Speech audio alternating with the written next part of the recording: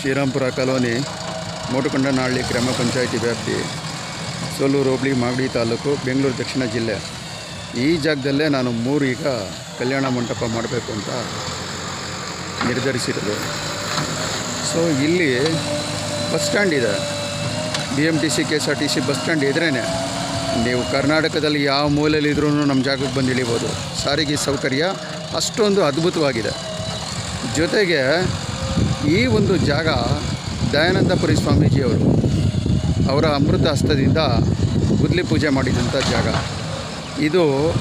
ಇವತ್ತು ಸಾವಿರಾರು ಮದುವೆಗೆ ಒಂದು ತಾಣ ಆಗ್ತಾ ಇರೋದು ನನಗಂತೂ ತುಂಬ ಖುಷಿಯಾಗಿದೆ. ಈಗೆಲ್ಲ ಬೌಂಡ್ರಿ ಎಲ್ಲ ಒಂದು ಲೆವೆಲಿಗೆ ತರ್ತಾ ಇದ್ದಾರೆ ನೋಡಿ, ಕೆಲಸ ನಡೀತಾನೇ ಇದೆ. ದಯವಿಟ್ಟು ಸಹಕರಿಸಿ.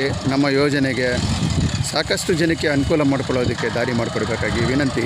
AV ನಾಗರಾಜ್ ಮಾತಾಡೋದು.